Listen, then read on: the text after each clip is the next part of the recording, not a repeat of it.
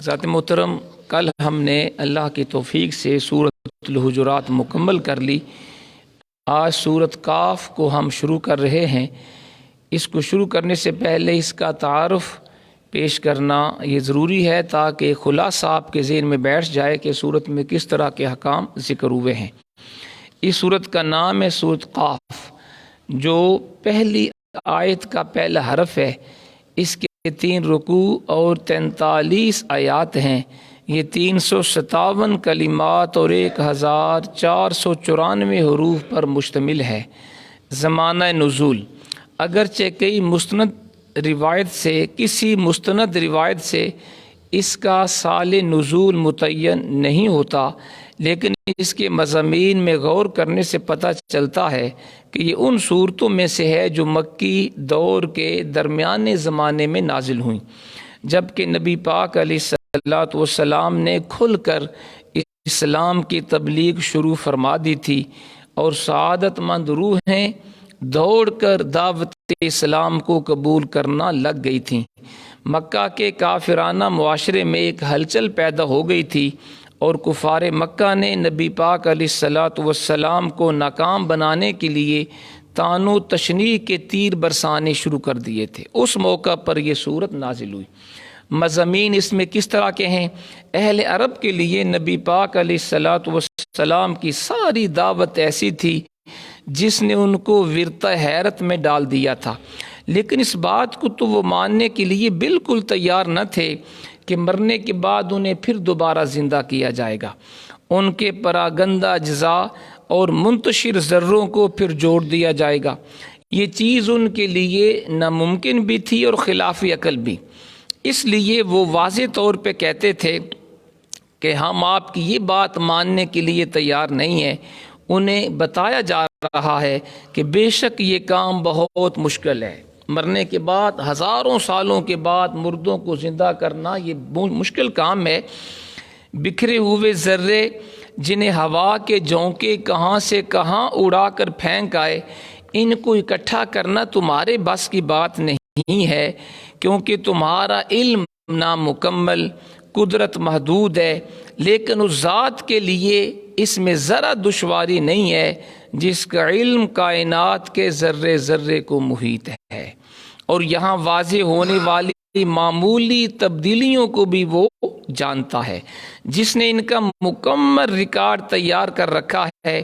اگر تم اللہ تعالیٰ کی بے پایاں قدرت کو جاننا چاہتے ہو تو عالم بالا کی بے پایاں اور وسیع پہنائیوں کو دیکھ لو۔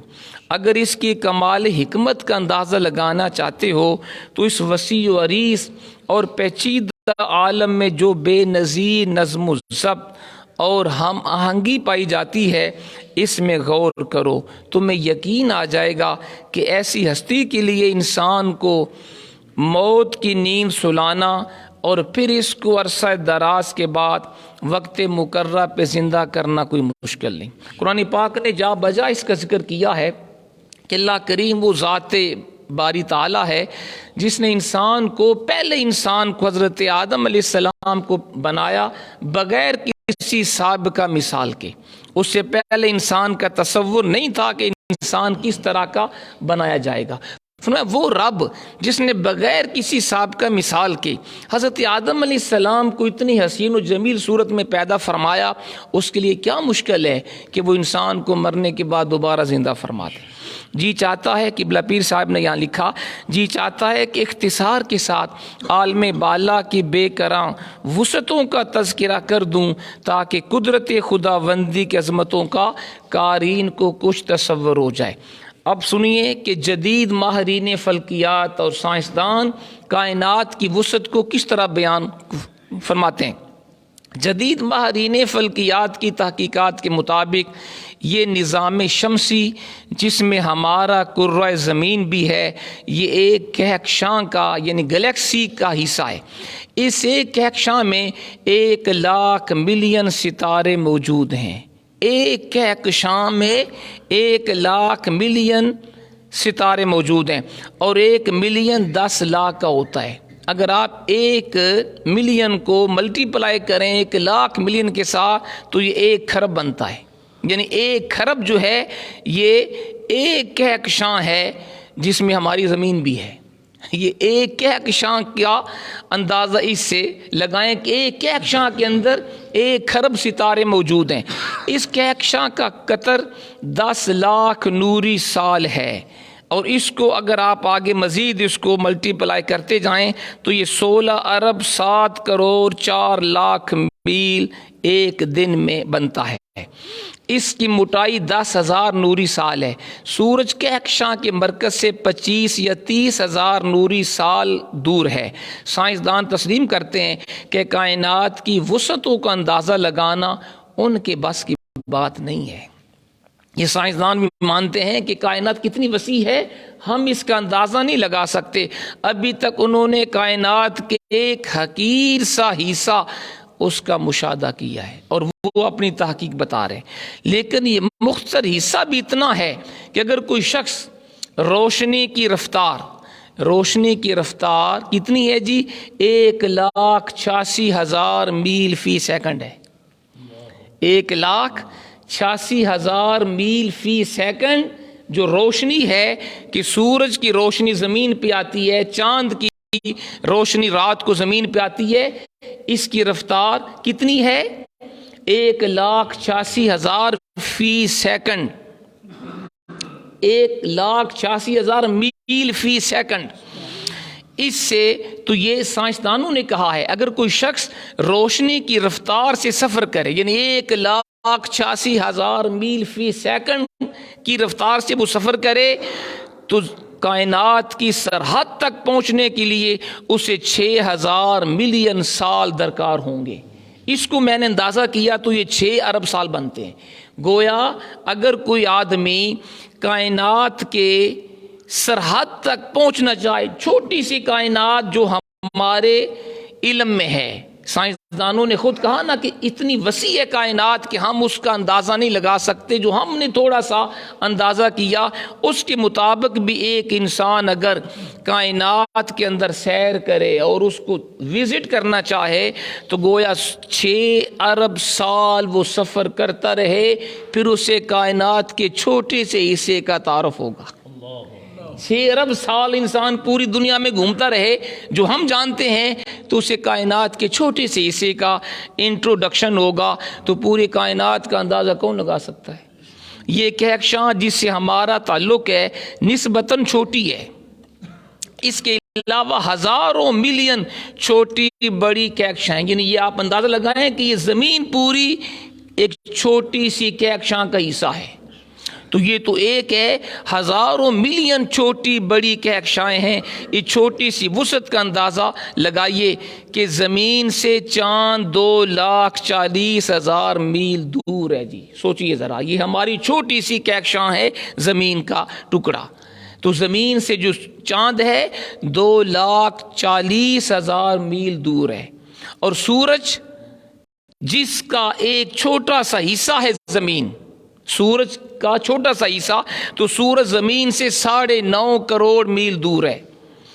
اس کا قطر 8,65,000 میل ہے، اور وہ زمین سے 12 لاکھ گنا بڑا ہے. سورج زمین سے بھی 12 لاکھ گنا بڑا ہے جی. سورج زمین سے ہمیں چھوٹا سا وہ دکھائی دیتا ہے، تو وہ زمین سے 12 لاکھ گنا بڑا ہے سورج. تو زمین اس کے مقابلے میں 12 لاکھ گنا چھوٹی ہے. تو کس کو اندازہ ہے جی پوری کائنات کتنی وسیع ہے؟ آسمان اور زمین کی وسعتوں کا ذکر کرنے کے بعد قرآن نے کہا اسی صورت میں تبصرۃ و ذکریٰ لکل عبد منیب، یہ کائنات جو ہے نا، یہ بصیرت کی جگہ ہے، نصیحت ہے ہر اس بندے کے لیے جو اپنے رب کی طرف مائل ہوتا ہے. کاش وہ امت جو حامل قرآن. اب یہاں قبلہ پیر صاحب اپنی امت کو جگا رہے ہیں، جو ہماری امت سوئی ہوئی ہے. آپ نے لکھا وہ امت جو حامل قرآن ہے، جس کو قرآن جیسی کتاب عطا فرمائے گی، وہ نوجوان جو غلامی مصطفیٰ کا دم بھرتے ہیں، وہ اہل علم طلبہ اور اساتذہ خواب خرگوش سے بیدار ہو نہ ذرا. جو آج ہم سو رہے ہیں جی، ہمارے مطالعہ کی میز کے اوپر گد جمی ہوئی ہے، اور ہمارے عشرت کدے قلب، یہ فحاشی کے اڈے یہ آباد ہیں. تو آپ نے لکھا وہ اہل علم طلبہ اور اساتذہ خواب خرگوش سے جاگ اٹھیں، تحقیق و تجسس کو اپنا شعار بنائیں، تحقیق کریں کائنات میں، اس کی وسعتوں کے اندر، اسرار قدرت کی نقاب کشائی میں ہمت مردانہ کا ثبوت دیں تو ملت اسلامیہ کا مقدر چمک اٹھے۔ یہ جو آج ہم ذلت و رسوائی کی چکی میں پیس رہے ہیں، کتنے مسائل کا شکار ہے امت مسلمہ کو، وجہ ایک ہی ہے، درس قرآن اگر ہم نے نہ بلایا ہوتا، یہ زمانہ نہ زمانے نے دکھایا ہوتا، وہ معزز تھے زمانے میں مسلمان ہو کر، ہم خار ہوئے تار کے قرآن ہو کر، ہم نے قرآن کو چھوڑ دیا، پڑھنا سمجھنا عمل کرنا، اور ویسٹ والے یورپ والے قرآن کے اوپر ریسرچ کر کے جدید علوم ہم سے کہیں آگے بڑھ گئے۔ منکرین قیامت کو تنبیہ فرمائی اسی صورت کے اندر کہ جس سرکشی اور ہٹ دھرمی کا تم مظاہرہ کر رہے ہو، اس سے پہلے بھی چند قوموں نے یہی طریقہ اختیار کیا تھا، آخر کار وہ تباہ و برباد ہو گئیں، جن کا ذکر بھی قرآن میں مختلف جگہوں پہ ہم نے پڑھا، قوم لوط، قوم عاد، قوم نوح، قوم شعیب، قوم موسیٰ، وہ سب تباہ ہو گئیں۔